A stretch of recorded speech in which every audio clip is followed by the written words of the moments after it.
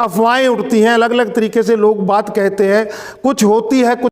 नमस्कार दोस्तों, मैं आपका दोस्त Chandan Sidhu, triple S news Hindi के ऊपर। और आज की मेरी जो बातचीत है वो शुरू हो रही है एक विषय के ऊपर जो कि काफ़ी संवेदनशील विषय है।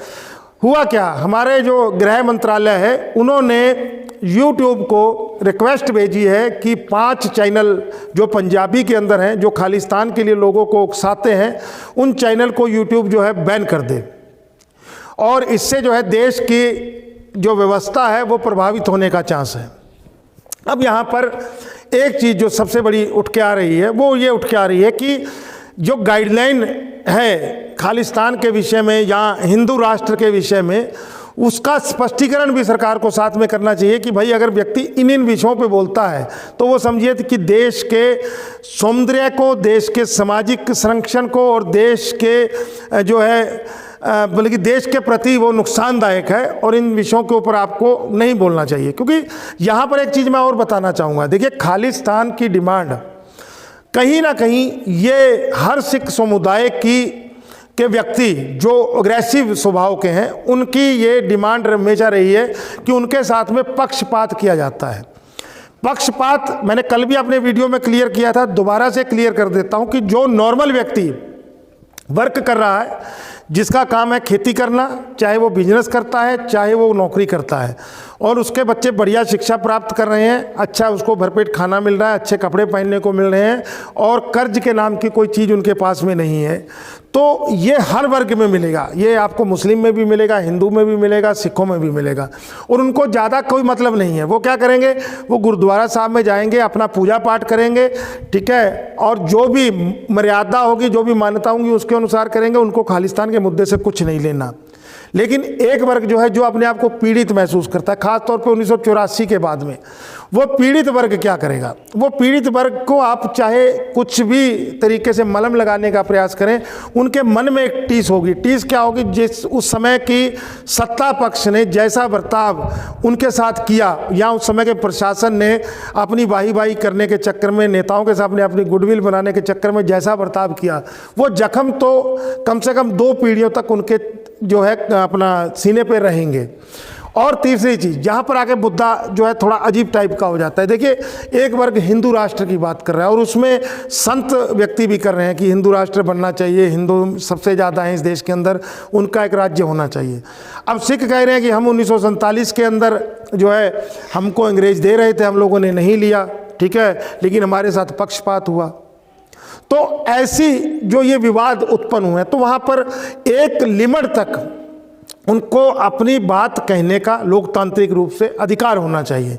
हाँ, अगर वो उकसाने का प्रयास कर रहे हैं लोगों को बिना मतलब कि उनको मानसिक रूप से देश के प्रति नेगेटिव कर रहे हैं, तो एक गाइडलाइन जो है वो गृह मंत्रालय को जारी करनी चाहिए कि यहाँ तक आपकी लिमिट है, अगर इसको पार करेंगे तो इसको देश के खिलाफ माना जाएगा, देशद्रोह के अंदर माना जाएगा और आप जो है विवादों के अंदर फंस सकते हैं, आपको सज़ा भी भुगतनी पड़ सकती है। क्योंकि जैसे जैसे आप लोगों ने देखा है, अभी मैं दोबारा से रिपीट करना चाहूँगा, जैसे बंदी सिखों का मामला है, बंदी सिंहों का मामला है, उस मामले के अंदर अभी तक उनकी कई जो है मतलब कि कोई केसों का फैसला पेंडिंग पड़ा है और उनको बताया जा रहा है कि इतना समय उनको जेलों में हो गया, उनको रिहा। अफवाहें उठती हैं, अलग अलग तरीके से लोग बात कहते हैं, कुछ होती है, कुछ बना दी जाती है। तो इसके ऊपर सरकार को एक गाइडलाइन देनी चाहिए और गाइडलाइन देने के बाद में फिर YouTube से कहना चाहिए। क्योंकि इसके अंदर क्या है, भारत की छवि खराब होती है। कहते हैं कि भारत के जो नेता हैं, भारत की जो सरकार है, लोगों का दमन करती है, उनके विचारधारा को रोकने का प्रयास करती हैं। तो बाहर ये बात जाती है कि यार YouTube हुआ, फेसबुक हुआ, इंस्टाग्राम हुआ या कोई अन्य सोशल मीडिया चैनल हुआ, ये स्वतंत्र व्यक्ति की बात कहने के एक साधन है, इसके ऊपर रोक नहीं लगनी चाहिए।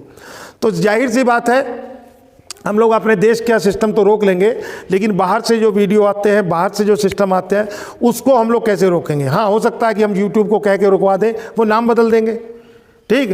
तो यहाँ पर हम लोगों को एक गाइडलाइन जारी करनी चाहिए और जब हम लोग इसके लिए एक गाइडलाइन देंगे, कानून बनाएंगे, तो जाहिर सी बात है हम जिस देश से ये फिर वीडियो बन रहे होंगे उनको भी हम कहने के हकदार होंगे कि यार हमारा जो है ये ऐसे करके हमारे खिलाफ का वीडियो आपके यहाँ से बन रहा है, आप थोड़ा सा वहाँ पर देखिए। तो ये नैतिकता के आधार पर भी सही हो जाएगा। तो यहाँ पर खालिस्तान की जो बात है ये रोकना गलत हो जाएगा, ठीक है, लेकिन उसका एक सीमा तय हो जाना सही होगा, क्योंकि हर वर्ग अपने अपने तरीके से यही बता रहे हैं कि उनके साथ में गलत हुआ, उनके साथ में गलत हो रहा है, उनके साथ में पक्षपात किया गया। अब यहाँ तक लगा लीजिए सोशल मीडिया पे जो चल रहा है उसके अनुसार हमारा राष्ट्रपति आदिवासी समुदाय से आता है, हमारा प्रधानमंत्री हिंदू वर्ग से आता है। इसके अलावा हमारे जो गृह मंत्री हैं अमित शाह जी, वो भी हिंदू वर्ग से ही आते हैं, ठीक है, बीजेपी के खास नेताओं में से हैं। इसके अलावा अगर हम देखा जाए तो हमारा मोस्टली अधिकारी वर्ग जो सब हिंदू वर्ग से आते हैं।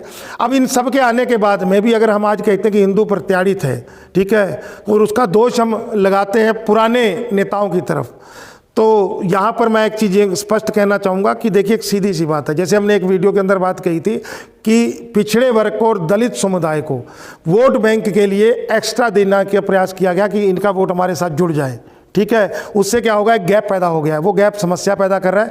ऐसे ही अपनी वोटों की प्राप्ति के लिए हम अगर उन लोगों को उकसा रहे हैं और रोक नहीं करते हैं हिंदू राष्ट्र के नाम पे, तो एक समाज में एक गैप पैदा हो जाएगा, तो ये समस्या का कारण है।